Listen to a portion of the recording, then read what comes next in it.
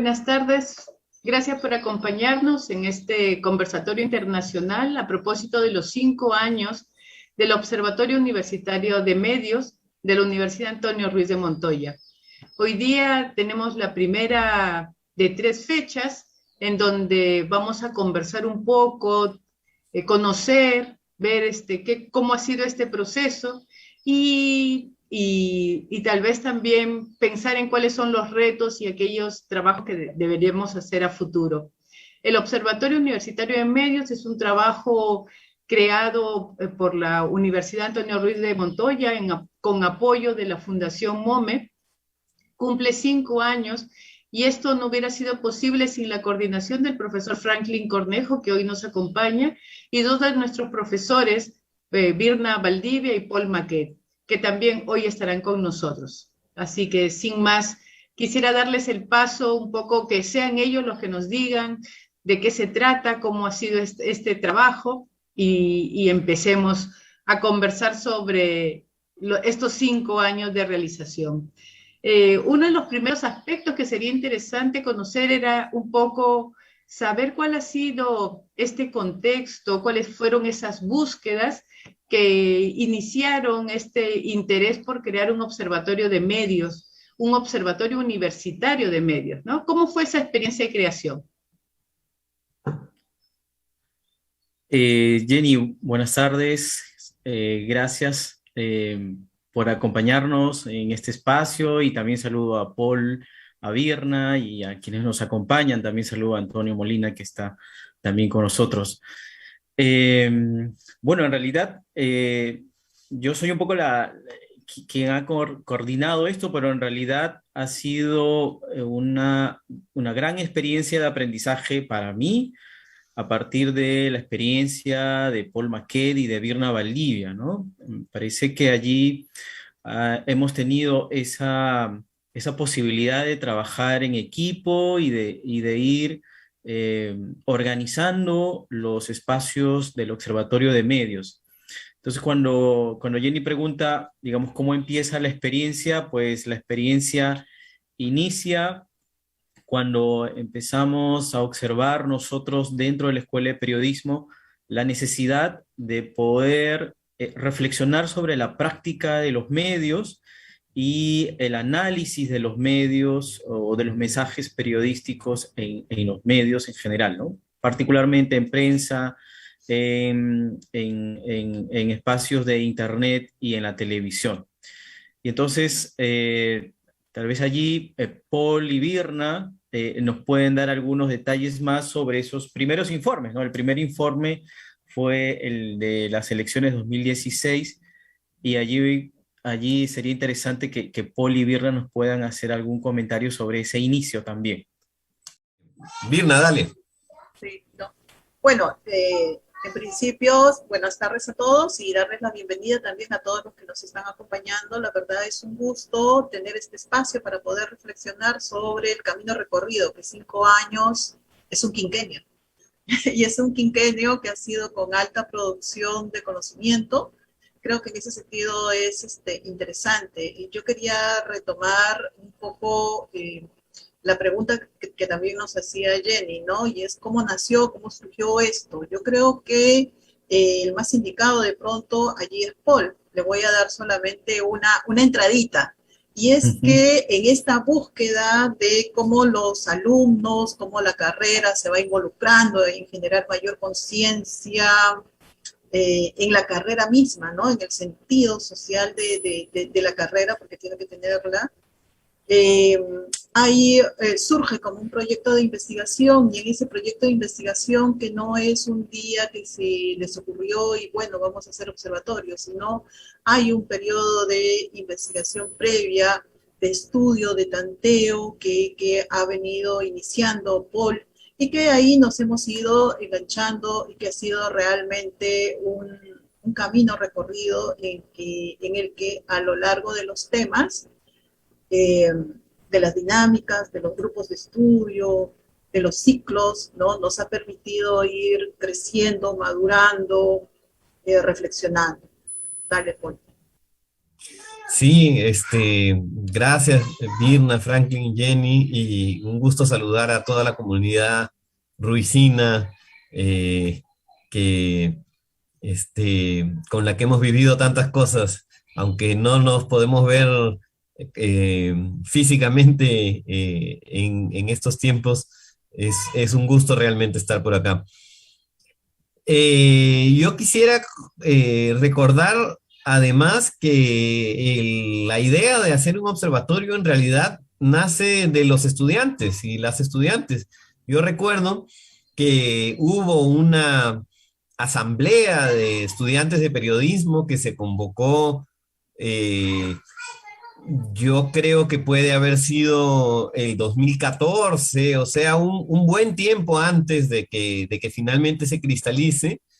Y allí, bueno, ellos me invitaron, yo participé, hubo un diálogo, un intercambio, un poco, parte de la preocupación de ellos era eh, cuál era el tipo de medios en el cual ellos iban a laborar más adelante y si estaba de acorde o no a los ideales, a las expectativas que ellos tenían, a lo que estudiaban en la universidad. Y un poco se discutía sobre qué insatisfactorio era en algunos aspectos el trabajo de los medios en contraste con sus ideales y con sus ímpetus como estudiantes. Y ahí me acuerdo, por ejemplo, de Alessandra Sotomayor que dijo, ¿y por qué no hacemos un observatorio?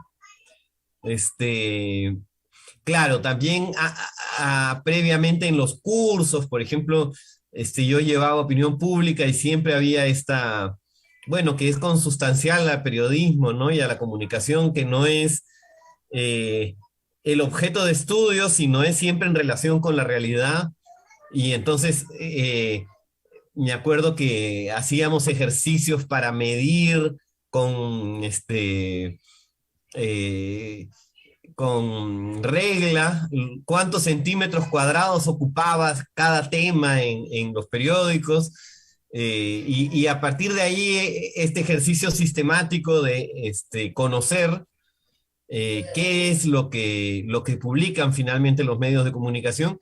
Y bueno, se dio esta feliz coincidencia de que también se acercó la Fundación MOME en la persona de Estela MOME y le propone a Franklin hacer algún tipo de proyecto juntos, un consultorio de ética periodística, me acuerdo que era el planteamiento inicialmente, y finalmente se cristalizó como observatorio. Y un poco esa es la historia, ¿no? Y bueno, realizamos esta primera observación piloto en las elecciones, en la segunda vuelta de las elecciones del 2016, y allí era inventar todo, ¿no? Bueno, claro, con algo de literatura previa o de alguna metodología previa que pudiéramos haber conocido, pero fue la primera vez que la pusimos en práctica de manera conjunta y sistemática. eh, y, y a partir de allí ya han ido pasando los años y hemos tenido nuevas experiencias de observación y se ha ido limando mejor la herramienta metodológica y también explorando mejor el marco teórico, digamos, y conceptual que le da sustento a la observación, pero ha sido ese diálogo y me parece que es lo valioso de la experiencia del observatorio entre estudiantes, docentes, academia, sociedad civil, organizaciones de la sociedad civil, como es en este caso la Fundación MOME, y en interacción también con los propios medios de comunicación con los cuales se ha ido buscando espacios de diálogo, de intercambio de ideas. Entonces, esa experiencia creo que esa mixtura, esa combinación creo que es una de las cosas ricas del observatorio. Gracias, Paul, qué interesante realmente. Y a propósito de la metodología, ¿Cómo así decidieron utilizar esta que ustedes han utilizado a lo largo de 5 años? ¿Cuántas modificaciones ha tenido? ¿Qué arreglos? ¿Qué ajustes? También cómo ha sido involucrar esta metodología dentro de las clases, dentro de las aulas con los estudiantes, porque han sido en distintas asignaturas, y el aporte de la Fundación MOME puntualmente, ya que la mencionaste ahora.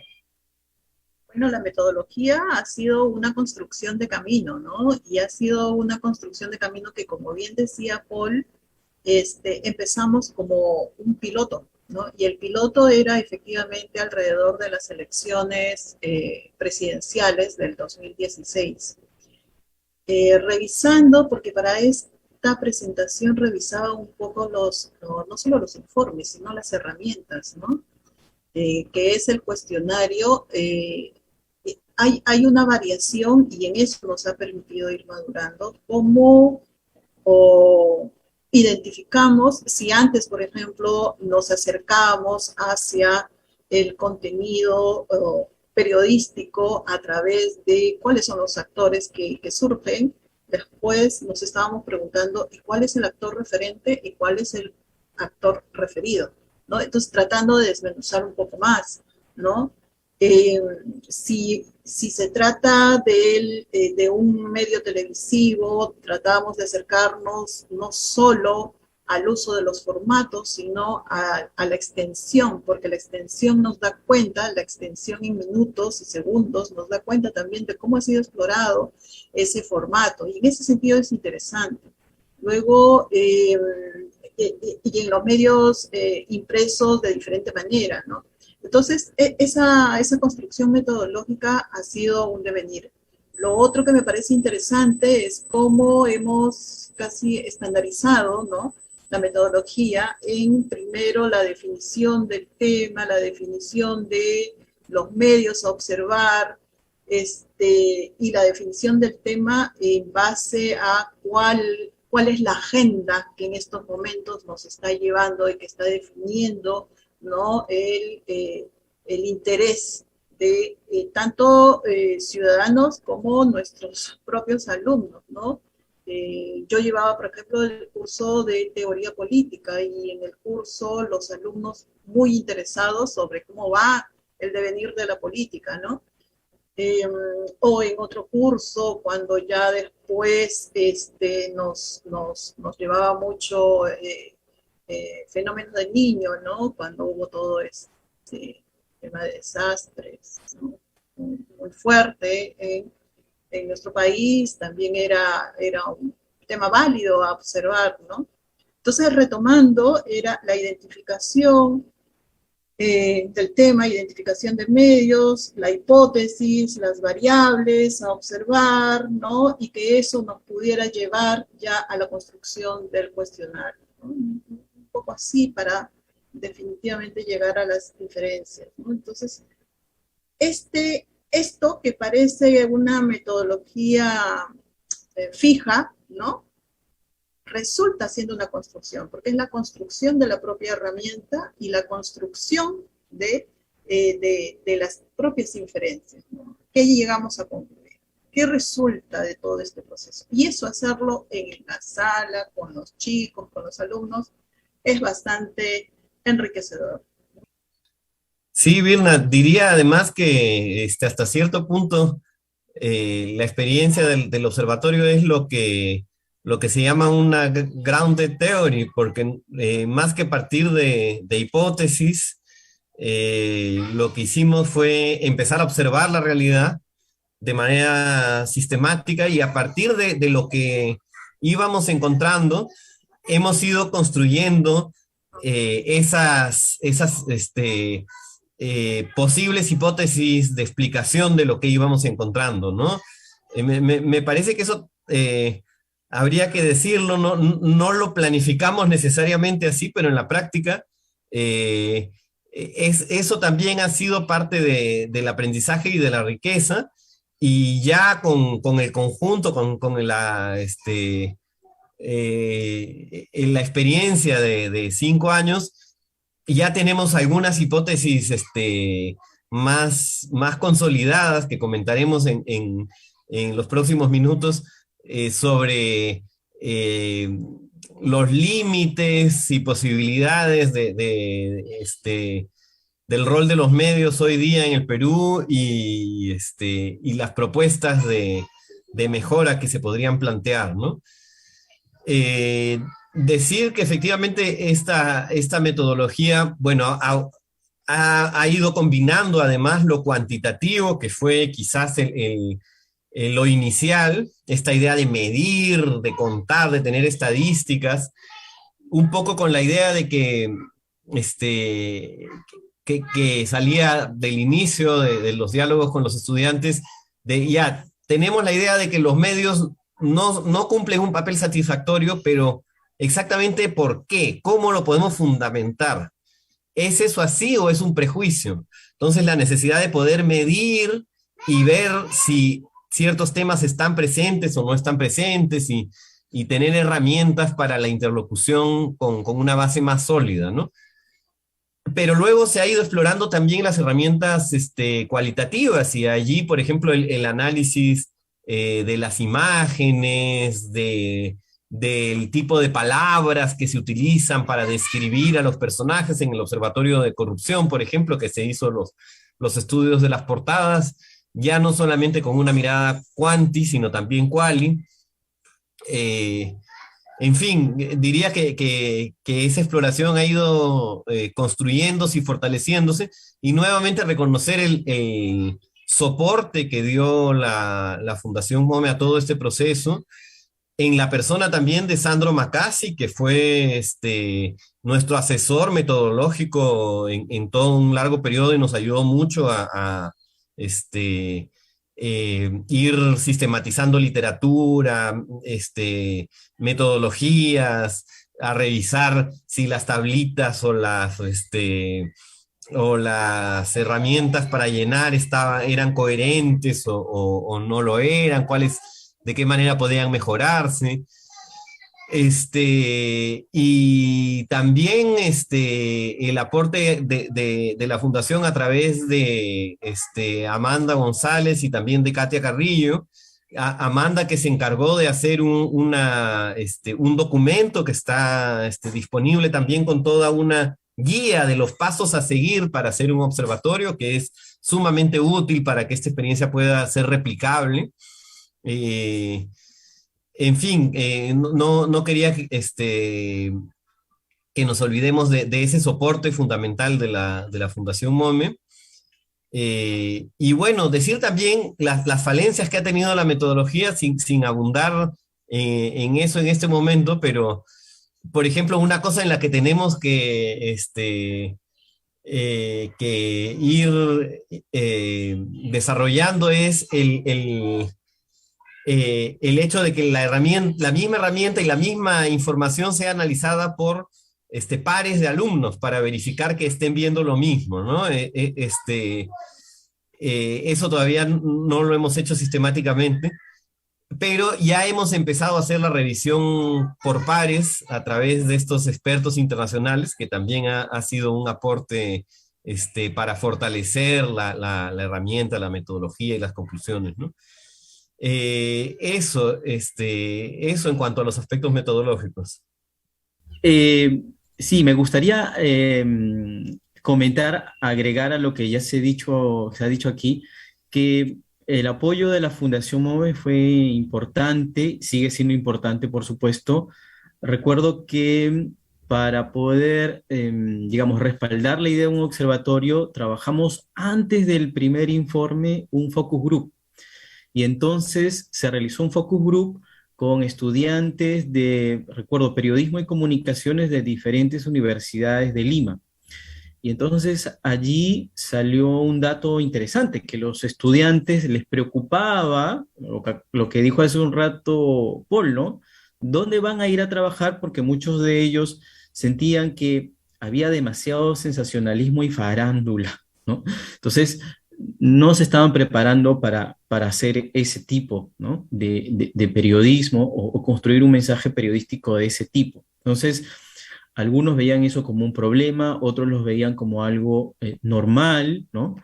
Y allí efectivamente se abría un debate y una discusión acerca de cómo me preparo, ¿no?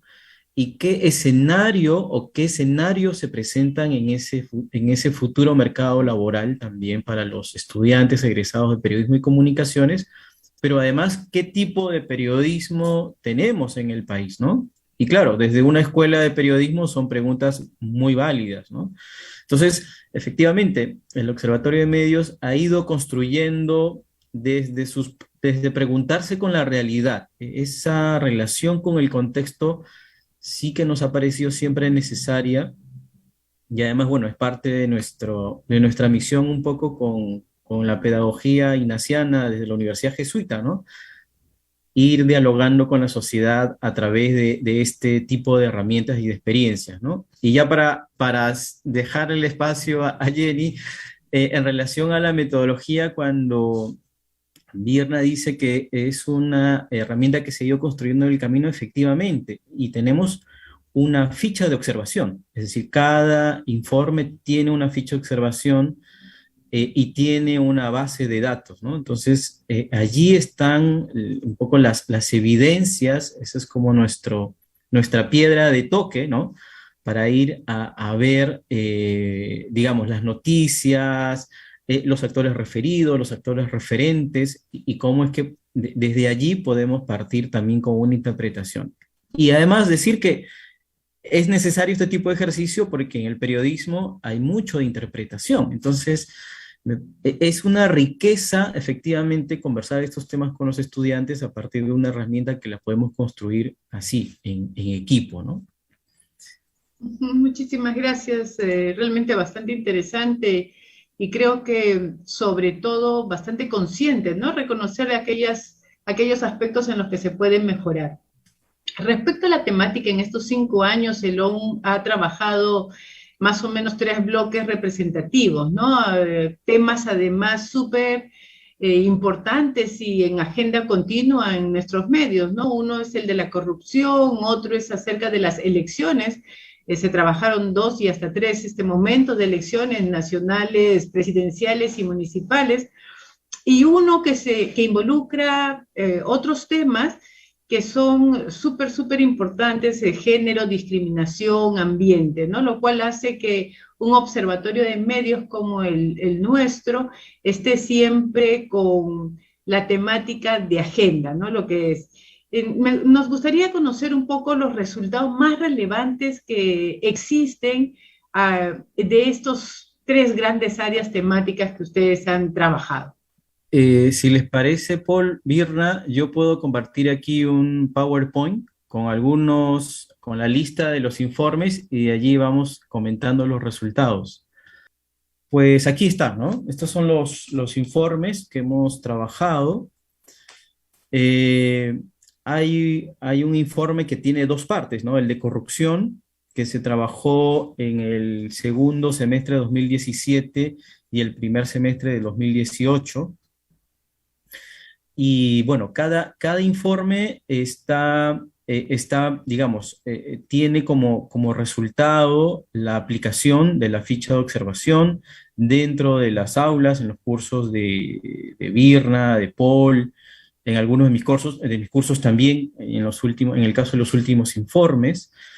Y yo diría que como una de las primeras conclusiones que podemos encontrar es que ese trabajo de observar los medios a partir de la agenda y del framing o del encuadre son bastante relevantes porque hay temas de agenda, ¿no? y de encuadre que por supuesto cambian de medio a medio, ¿no? Cambian en el caso de los medios impresos con los medios televisivos, pero que en algunos casos son muy similares, como en el contexto electoral.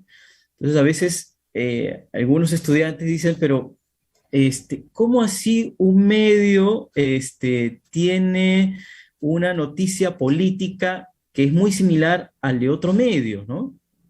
Y entonces, cuando uno va a ver las fuentes de información, las fuentes de información son muy parecidas, ¿no? Hay como hay como un tipo de construcción, a mí me gusta llamarlo así, ¿no? Construcción del mensaje periodístico a través de los formatos, sobre todo de la nota informativa, donde hay mucha recurrencia de esto. Creo que allí como primera observación y conclusiones que se ha ido, digamos, obteniendo como parte de los observatorios, vemos que, por ejemplo, en prensa, también en los medios televisivos, hay un frecuente uso de la nota informativa, ¿no? Lo cual representa la menor información posible. Hay poco uso, ¿no es cierto?, de otros géneros, como el de la crónica o de las entrevistas, que permiten ampliar, ¿no es cierto?, el tema de la interpretación en las coberturas informativas. Entonces, esa es una de las primeras, digamos, las primeras conclusiones. Otra conclusión interesante que hemos visto también de manera transversal en los informes es que empiezan a aparecer unos recursos que no son necesariamente periodísticos, como por ejemplo el uso de la caricatura, ¿no? O de una información sin confirmar, o de, por ejemplo, uso del Twitter, ¿no? Mensajes de Twitter, pequeñas encuestas que se aplican en las redes sociales que van acompañando la información, digamos, construida desde la nota informativa y también desde columnas de opinión. Entonces hay como un balance, un contrabalance entre lo que es la información desde la nota informativa, los recursos que no son necesariamente periodísticos como una caricatura, y también las columnas de opinión, ¿no? Entonces, yo diría que hay en muchos casos una fuerte presencia de uso de estos recursos, ¿no? No son necesariamente periodísticos, como por ejemplo muchas noticias sin confirmar, donde también hay mucho uso de adjetivos, incluso calificativos, y a veces bastante, digamos, a favor o en contra de algún actor político, ¿no? Como se ha visto en esta segunda vuelta de las elecciones peruanas, ¿no? Tal vez allí Virna, Paul, quisiera acompañar con algún comentario adicional respecto a las conclusiones o las hipótesis que hemos ido obteniendo en este periodo. Quizás solamente allí para aportar en función a las observaciones de estos procesos electorales, ¿no? Para hacer el piloto, la verdad fue una osadía, un atrevimiento, ¿no? Mirar también los medios digitales, pero era desde otra mirada, ¿no? Una mirada más en tanto se hacía en ese momento mayor periodismo de investigación, ahora también, pero digo con mayor fuerza en ese momento, solamente en los medios digitales, ¿no? Un poco por eso, y había producción informativa. Pero yo quería ir en esto que se ha seguido, ¿no? En las elecciones presidenciales hay como una diferencia que a la distancia se puede observar, ¿no? Entre las presidenciales 2016 y las presidenciales 2021, ¿no? Por un lado, las elecciones del 2016, pues, si bien es cierto, la observación era en los programas periodísticos de televisión, ¿no? Sí había bastante información, pero no necesariamente se hacía mayor uso de formatos de opinión, ¿no?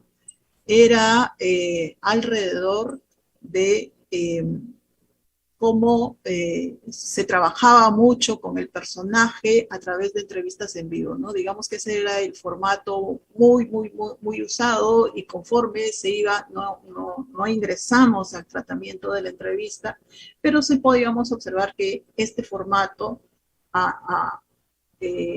permitía un contacto directo, si se quiere, con el candidato, ¿no? Y el enlace en vivo, que es otro formato que es frecuentemente usado, sobre todo si estamos hablando de televisión, ¿no?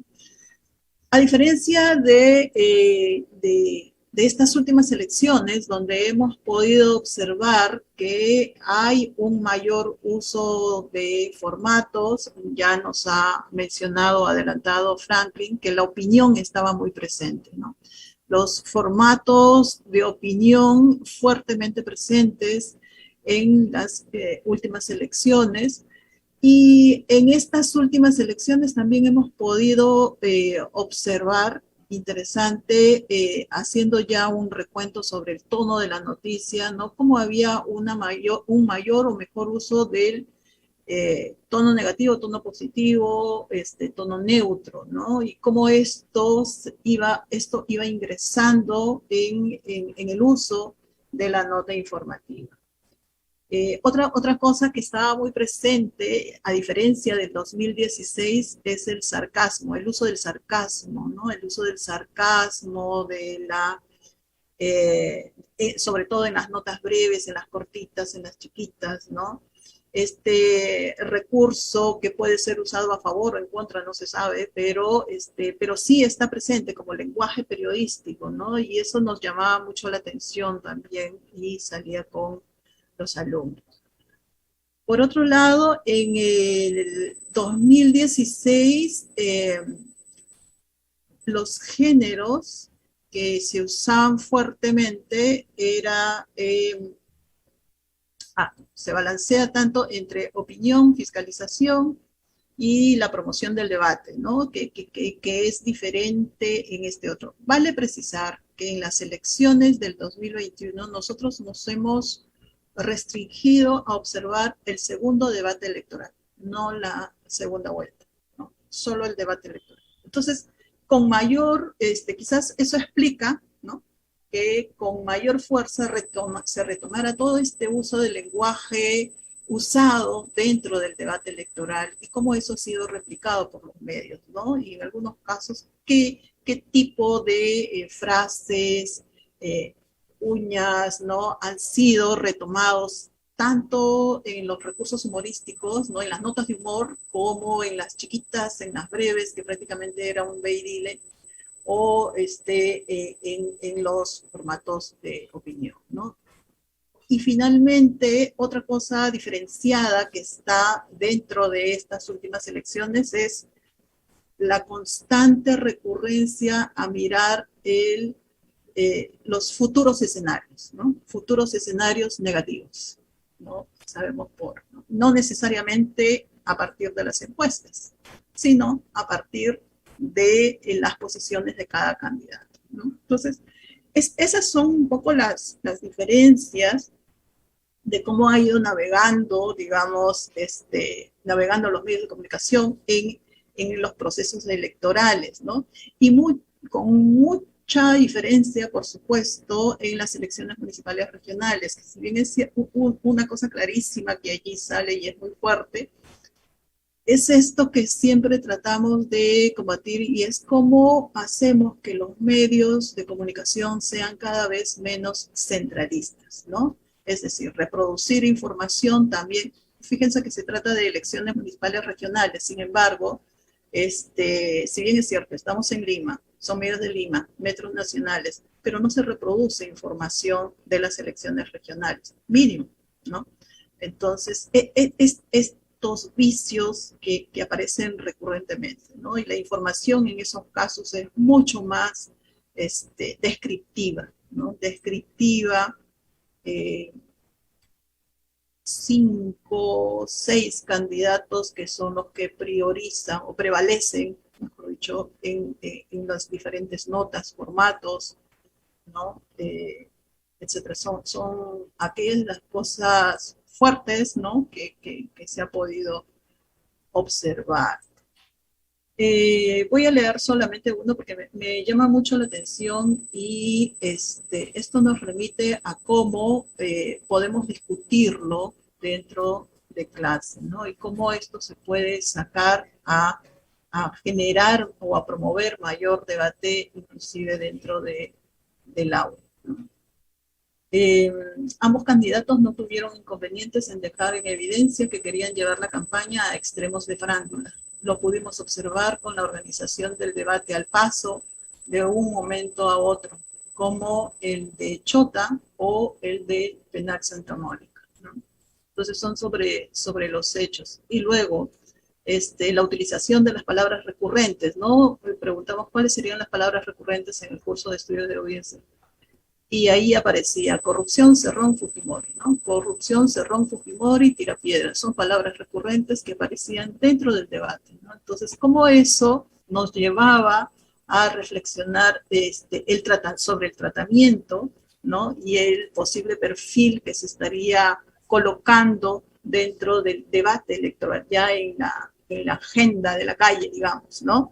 Cómo eso replica y revierte en la discusión cotidiana del día a día, ¿no? Entonces, observar los procesos electorales nos remite no solo al rol del uso de los medios, sino nos remite también a llevarnos a preguntar nuevamente, ¿no?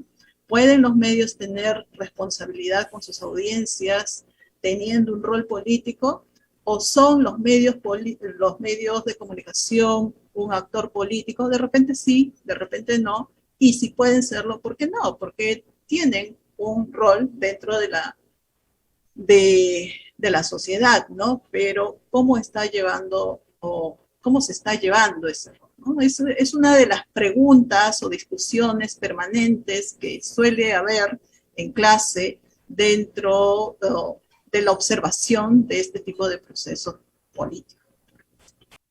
Yo quisiera enfatizar una conclusión o una hipótesis que ya la ha enunciado Franklin, y que es transversal a todos los temas que hemos trabajado, que tiene que ver con este asunto de la nota informativa o la nota breve, y que podríamos enunciarlo de la siguiente manera. El tratamiento periodístico ayuda a ver el árbol, pero no el bosque. Y esto se relaciona con la falta de contexto con el que se tratan las noticias, y como bien decía Franklin, la poca variedad de fuentes, pero no solamente variedad en el sentido de distintas opiniones, sino variedad en el sentido de la tipología de las fuentes. Normalmente las fuentes son las que han estado presentes o tienen relación directa con un hecho, y se recurre poco a fuentes que te pueden dar contexto sobre los hechos, ¿no? Y eso se ve de manera transversal en todas las observaciones que hemos realizado. En las elecciones, un tratamiento muy anecdótico sobre los hechos de la campaña, pero no sobre el significado político de la campaña o de las propuestas. En género, mucho sobre los hechos de violencia, pero no sobre la estructura machista.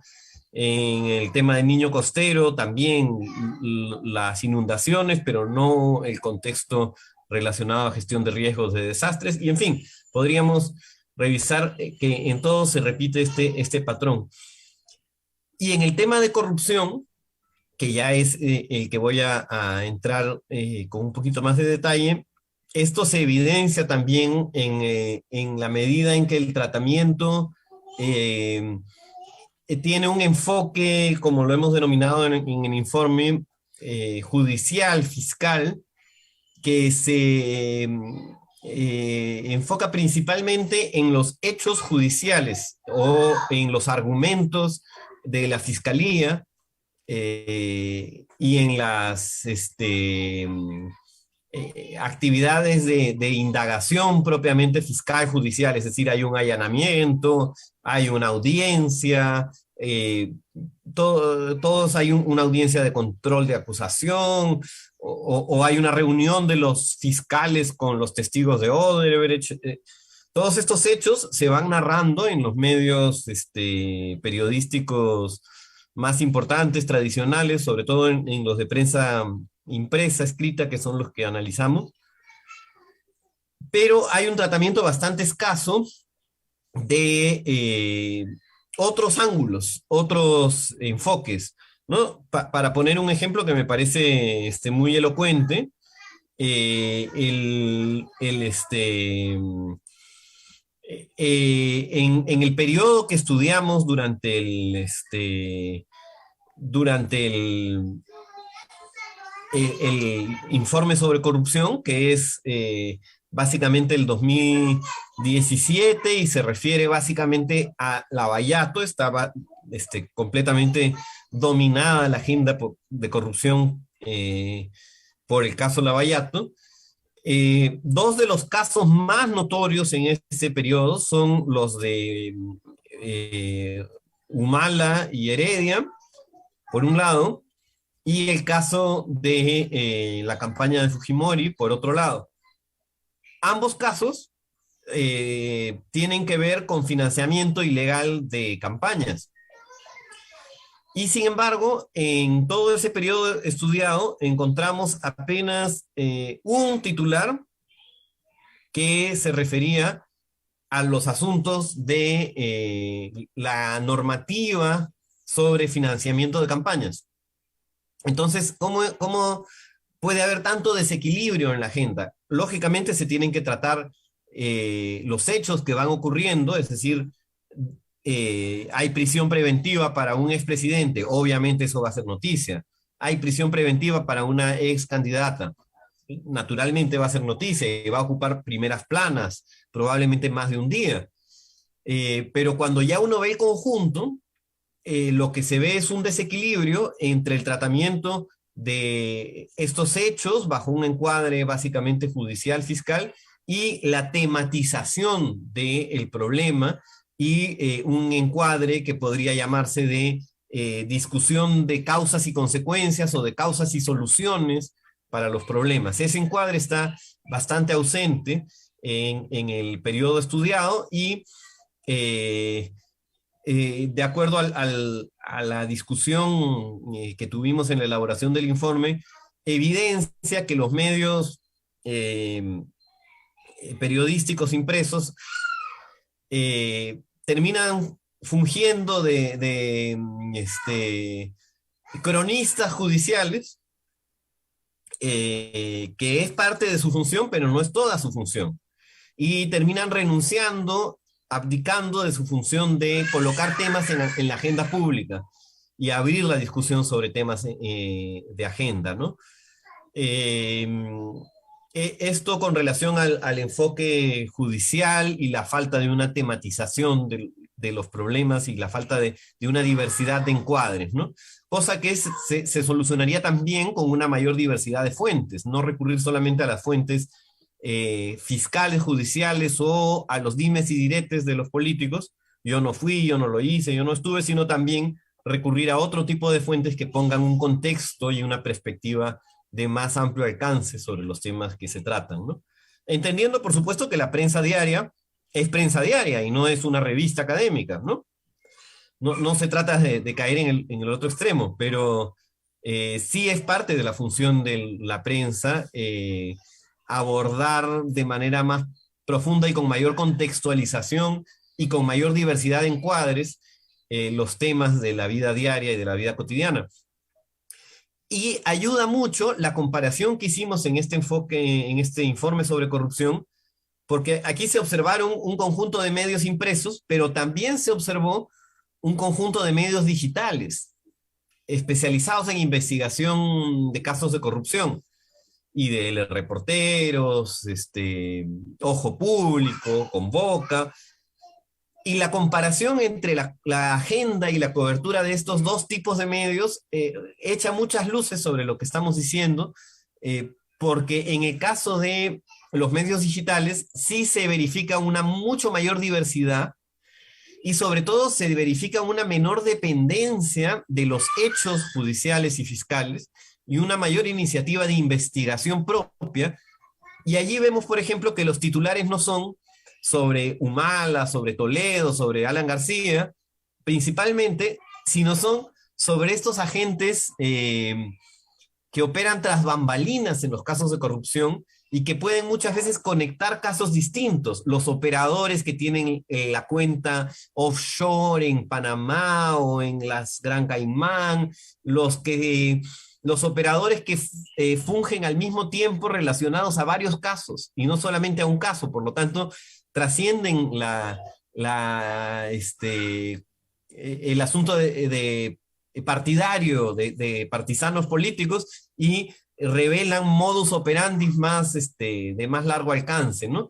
Entonces, sí se puede hacer ese tipo de cobertura sobre los casos de corrupción más profunda, con mayor contexto, pero hay una clara diferencia entre los medios digitales de investigación periodística y los medios impresos. Cabe agregar que esto también es resultado justamente de el desmantelamiento o la debilidad de las unidades de investigación en los principales medios periodísticos masivos, y por lo tanto hay una diferencia con relación a los medios digitales que tienen un énfasis mucho mayor en la investigación periodística y en conectar la trama de las historias grandes, y están menos abocados a la crónica de los hechos diarios, ¿no? En fin, estas son algunas de las conclusiones que yo creo que resaltan en el informe sobre corrupción, que se hizo con una primera parte del 2017 y una segunda del 2018, y que abarca un periodo marcado claramente por el caso de Lavallato y Odebrecht. Muchísimas gracias, Paul, Virna, Franklin, realmente bastante interesante todo el trabajo desplegado, pero tengo entendido que el Observatorio Universitario de Medios, además de hacer estas observaciones y además de presentar estos informes, también ha realizado otro tipo de actividades complementarias con la sociedad, con los colegas, ¿no? Con periodistas del país, del interior del país. Bueno, no quiero decirlo, quisiera que usted lo cuente. Y también nos gustaría saber cómo ha reaccionado la comunidad periodística al conocer los resultados de estos observatorios, de esta información que ustedes ahora están bastante bien informando. Sí. Bueno, como parte del trabajo, digamos, de compartir los resultados del observatorio y compartir la metodología, tuvimos talleres regionales, ¿no? Porque nuestra idea también ha sido esa, de descentralizar. Consideramos que descentralizar es una necesidad también como parte de la formación en periodismo, y en ese sentido, con el apoyo de la Fundación Friedrich Ebert, pudimos estar en algunas universidades. Por ejemplo, hicimos un taller de observación de medios en la Universidad Nacional del Centro del Perú con estudiantes de comunicación, en la Universidad San Cristóbal de Huamanga, en Ayacucho también, en la Universidad Nacional de Piura también tuvimos allí talleres de observación de medios, y era muy valioso compartir con los estudiantes en aulas, bueno, que eran muy grandes, con grupos que también eran numerosos, y observar con ellos además la prensa regional, ¿no? Y entonces identificar al actor referente, al actor referido, las fuentes, ver una vez más que la nota informativa es un poco la reina y señora de la prensa de nuestro país, ¿no? Y uno dice, bueno, efectivamente, hay una necesidad de una práctica de generar una noticia muy rápido y de manera muy inmediata, pero claro, se necesita una cobertura, ¿no? Y también una elaboración de los contenidos con otros géneros, ¿no? Y, por ejemplo, esa era una observación que hacían los estudiantes.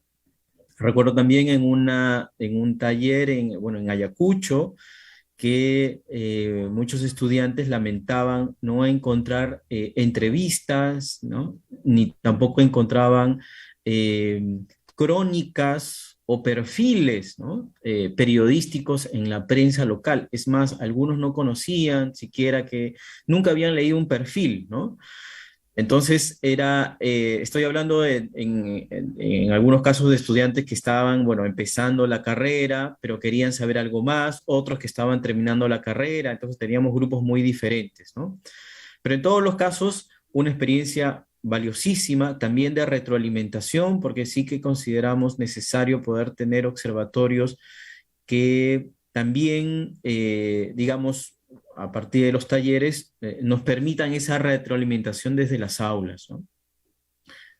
Por el lado, también tuvimos presentaciones públicas, así le denominamos, de los informes dentro de la universidad a toda la comunidad académica, de estudiantes, de docentes de la Ruiz de Montoya, en el auditorio. Hemos tenido varias presentaciones allí en el auditorio de la Ruiz y también en algunas actividades coorganizadas con la Fundación MOMI, ¿no? Recuerdo una de las últimas actividades en la casa de Ricardo Palma, ¿no? Y también hemos tenido algunas visitas de medios, estuvimos recuerdo, en América Televisión, compartiendo el informe con la entonces directora, ¿no?, periodística Clara Elvira Ospina. Ella también revisó y comentó los resultados. Recuerdo, era un observatorio sobre violencia de género, me parece, en la televisión, ¿no?, en los noticieros.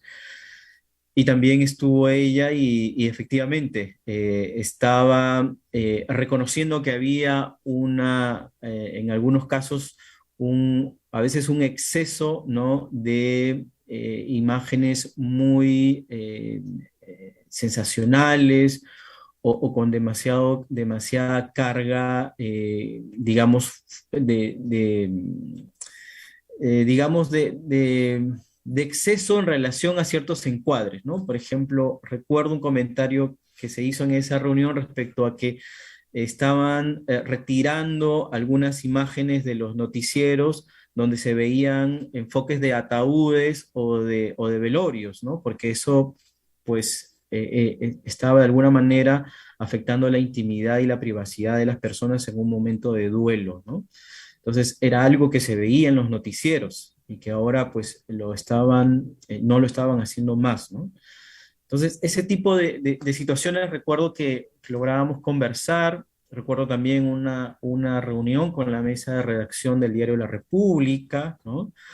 Y donde también se comentaban algunos informes y algunos resultados digamos, de las coberturas hechas.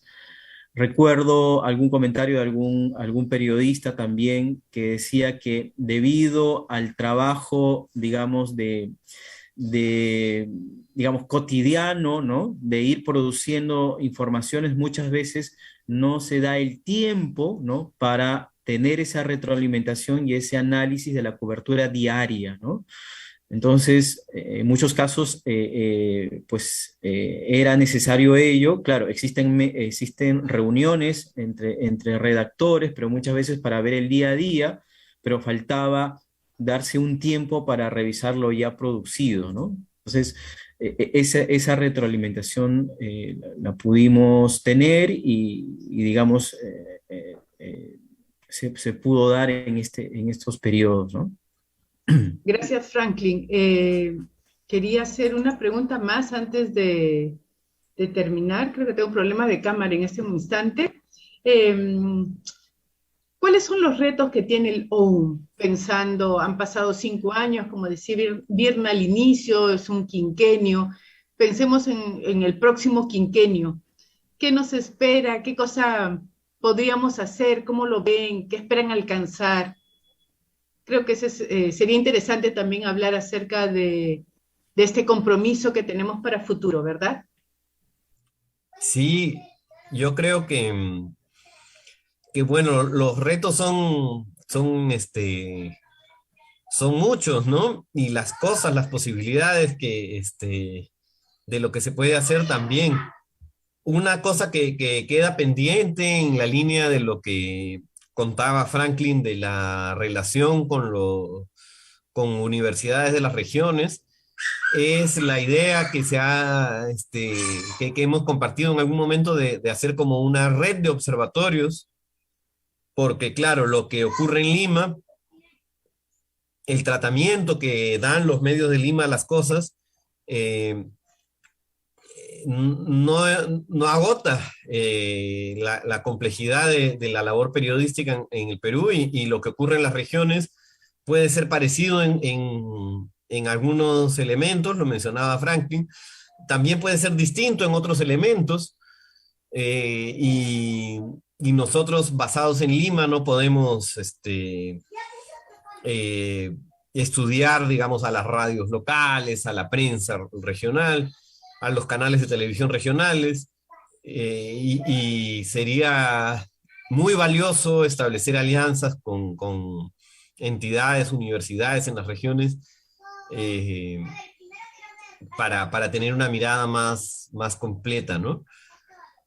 Eh, Otro de los retos tiene que ver con la interlocución con los medios y la capacidad de incidencia, que también lo mencionaba Franklin, que lo hemos estado haciendo y ha sido muy rico, los conversatorios, en los eventos donde ha habido presencia de personas que trabajan en los medios, y, y- y comentarios muy útiles, porque claro, la conversación es de ida y vuelta, no solamente es lo que la academia encuentra como límites o déficits de la cobertura, sino también los mandatos y las exigencias y los límites y las rutinas de los propios medios que hacen que sea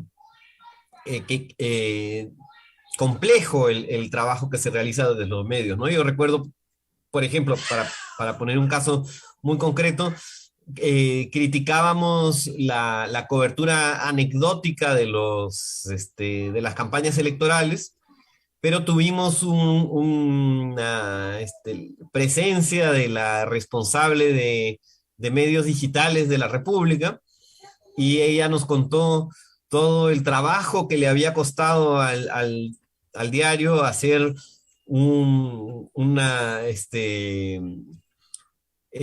aplicación en internet donde estaban todos los detalles de los planes de gobierno de cada candidato el año 2016, y la poca cantidad de visitas que había tenido, casi muy pocas interacciones en redes sociales.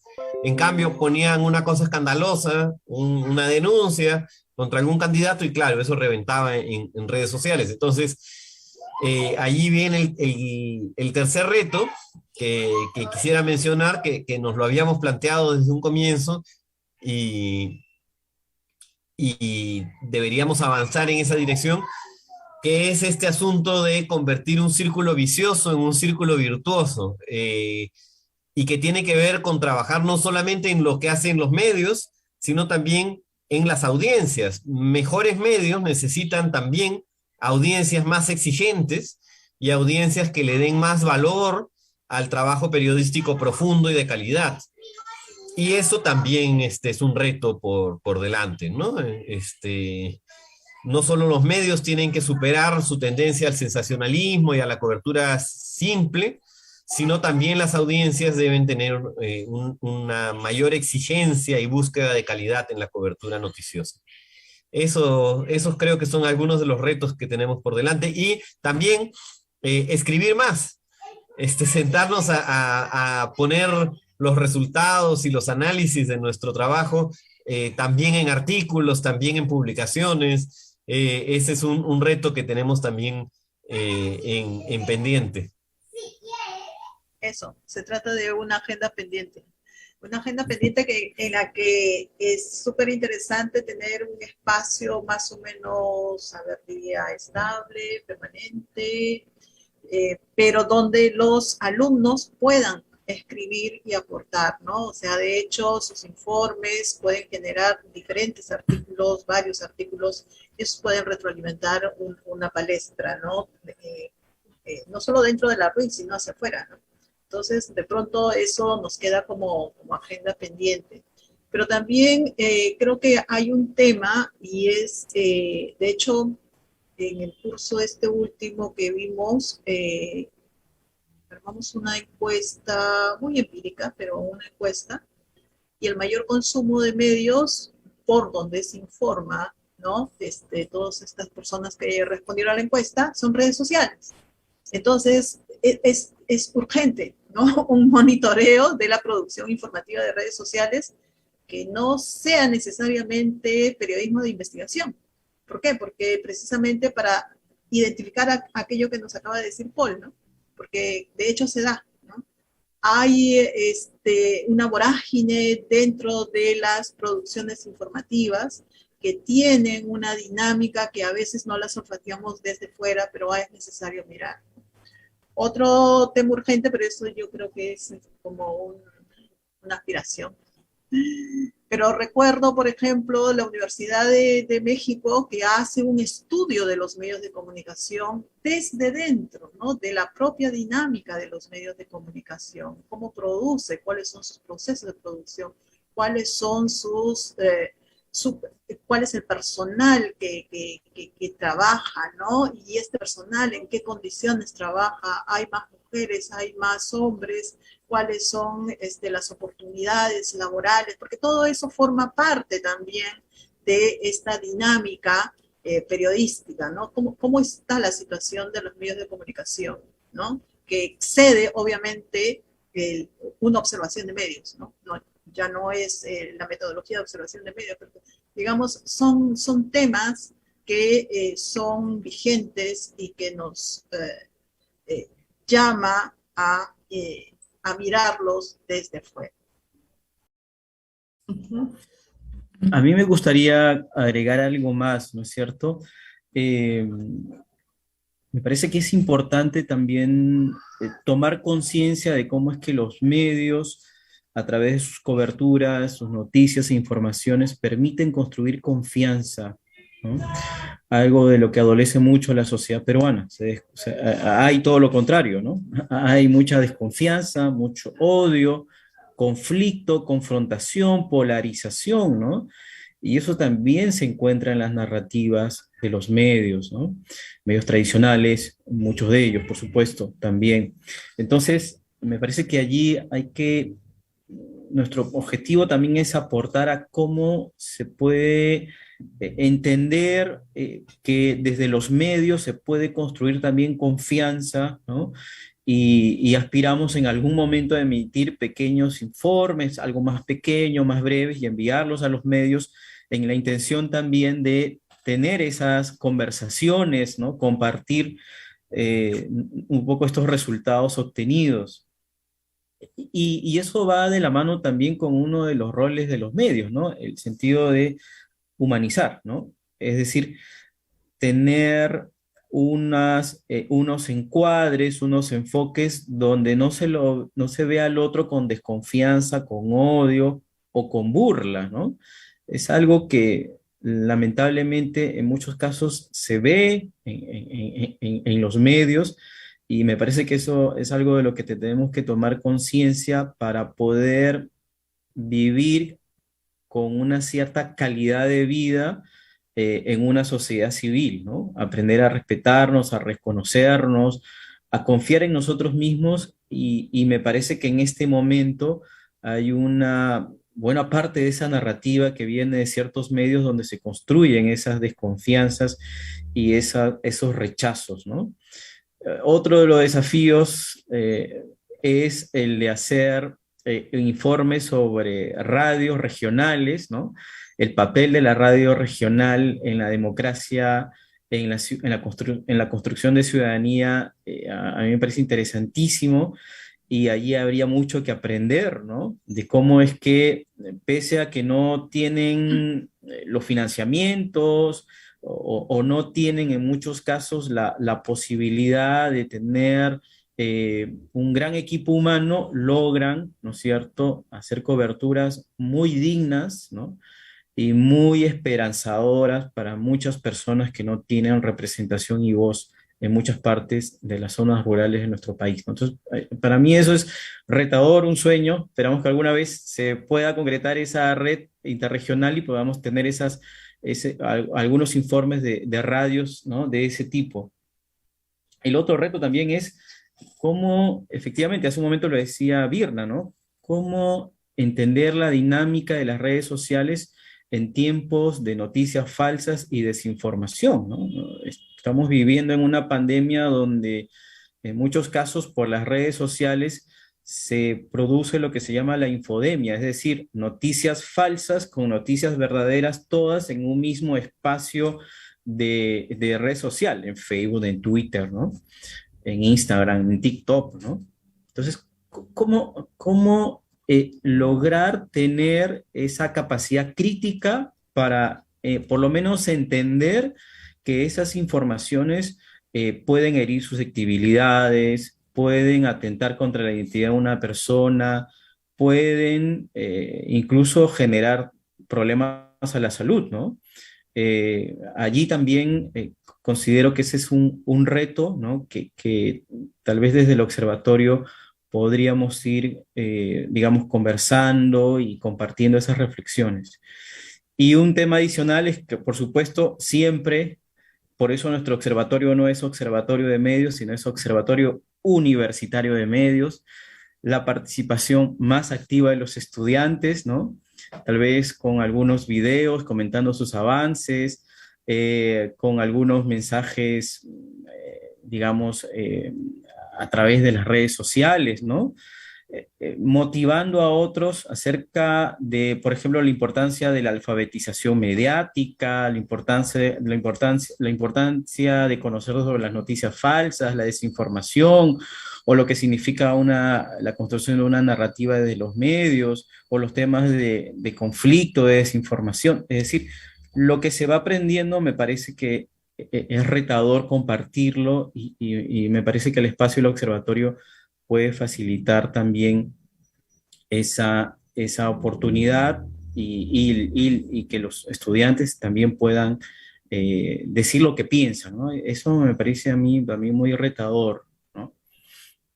Gracias Franklin, gracias Birna, gracias Paul, realmente bastante interesante lo que propone como retos. La Escuela de Periodismo de la UARM tiene en su plan de estudio incorporado 2 asignaturas que justamente van a ser parte del observatorio, o sea, dos asignaturas donde están inmersos el observatorio, y eso ya es un avance y es algo positivo porque de esa manera se va a poder continuar ese trabajo que ustedes están empezando o que ya vienen trabajando, realizando, ¿no? Por otro lado, creo que las alianzas con otras universidades u otros medios del interior del país es valiosísimo en términos de hacer crecer un poco la necesidad de, 1, la participación, 2, las posibilidades de mantener presente el tener siempre a la mano los derechos, las posibilidades de la ciudadanía, ¿no? No dejarlos, como decían hace un momento, a veces el día a día no nos permite cumplir la labor del modo en el que quisiéramos hacer, del modo en el que hemos aprendido a hacerlo. Entonces, nada, es otra cosa, otro aspecto que me parece muy, muy valioso de rescatar. Y lo que decía Franklin también respecto a humanizar las empresas, ¿no? Y una de ellas, humanizar la empresa periodística. Creo que es relevante mencionar esto porque forma parte de nuestra tarea, ¿no? Nosotros como academia estamos obligados justamente a tener presente todo esto que ustedes están planteando. Nada, para terminar me gustaría que cada uno pudiera dar algún alcance más, alguna cosa, algún aspecto que quisieran comentar, decir, que se les haya quedado con ganas de cerrarlo, ¿no? Ya no tanto para hacer una última reflexión, más que nada. Cuando nosotros iniciamos la experiencia, ¿no? Hay la inquietud constante y el temor, ¿no? De ser vigilados, observados, analizados, evaluados. Y creo que ese no es el sentido, ¿no? El sentido es cómo generamos o abrimos un espacio para poder reflexionar sobre el aporte, ¿no? De los medios de comunicación a la construcción de la democracia, ¿no? Y en ese sentido, cómo democratizamos la información, ¿cierto?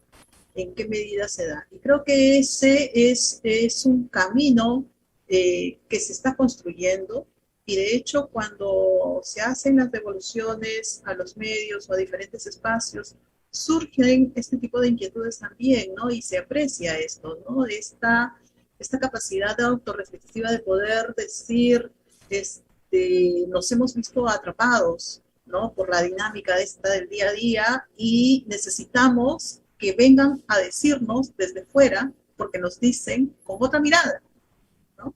Y es esa capacidad de poder retomar o no, pero ya se dijo, ¿no? Y mucho más si ha sido construido en un proceso, ¿no? Reflexivo intergeneracional, con los alumnos, ¿no? Con los chicos que próximamente van a ser sus colegas, además, ¿no? Entonces, eso me parece bastante rescatable, no quería dejar de mencionarlo, y en ese sentido, invocar, ¿no? A la comunidad periodística de que de eso se trata, ¿no? De eso se trata, y que finalmente todos estamos apostando para construir una sociedad mejor. De hecho. Y yo quería insistir también en la importancia del observatorio como ejercicio pedagógico y como herramienta pedagógica, porque claro, como decía Franklin, no es solamente un observatorio académico, no somos académicos mirando los medios, sino es algo que está inserto dentro de cursos de la universidad, cosa que es una apuesta de alguna manera novedosa, original, digamos, propia, porque en otros lugares es como una institución que está aparte de la vida diaria de la universidad y en nuestro caso es algo que está entroncado en los cursos, entonces al mismo tiempo que se realiza una observación crítica y se busca hacer propuestas y tener incidencia en los colegas de los medios de comunicación, al mismo tiempo se fortalecen las capacidades de investigación de los propios estudiantes que por primera vez se acercan con esta aproximación a los medios, no como algo que hacen, sino como un objeto de estudios, y muchos de ellos han utilizado algunas de las herramientas que hemos explorado en el OUM luego en sus tesis. Entonces, claro, es una experiencia rica en ese sentido también, y ya hay algunas generaciones de chicos que han salido, que ya son profesionales, que ya están en los medios y que han pasado por esta experiencia, y eso yo creo que les da una mirada distinta, les ayuda a tener una mirada distinta, que no es suficiente. Eso sí, también quisiera contar una anécdota, porque este tema de la autorreflexión crítica es algo pues permanente, y tiene que ser permanente ya cuando uno es profesional y cuando uno ya está haciendo las cosas. Recuerdo que llevé con los chicos un curso de taller de radio, y con chicos que ya habían pasado por el Observatorio de Medios y que habían realizado la observación sobre género. Y teníamos entonces como parte del taller un programa que se producía semanalmente, y en ese programa había que reseñar las noticias de la semana, y había una noticia sobre violencia de género. Y se armó una discusión bien interesante porque el titular que había redactado la estudiante en el taller reproducía muchas de las cosas que habíamos visto antes críticamente en el observatorio. Y recuerdo que ahí hubo una discusión entre los propios estudiantes diciendo, oye, ¿cómo has pasado por el observatorio para escribir un titular así? Entonces es rico porque se generan esos espacios de reflexión y autorreflexión entre los estudiantes y futuros profesionales que yo creo que es una experiencia valiosa. Y bueno, quiero también agradecer mucho a Jenny Canales, la directora de la Escuela de Periodismo de la Ruiz de Montoya, porque bueno, ella de alguna manera ha impulsado este espacio en los conversatorios por estos 5 años, ¿no?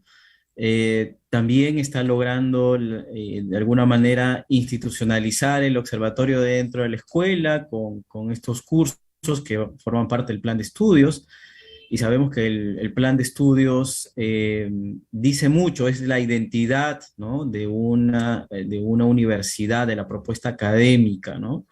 Entonces, consideramos que es parte de un proceso, ¿no? Y los procesos son continuos, pues son así, van con sus marchas y contramarchas, y consideramos que estos 5 años nos permiten también hacer esta, bueno, reflexión un poco en público, ¿no?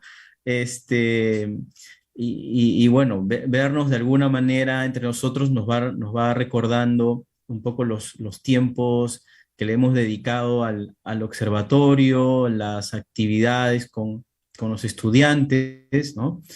Y me parece importante, ya un poco para ir terminando, el hecho de que el periodismo, a mí me parece importante que el periodismo tiene que sentirse parte de la comunidad, ¿no?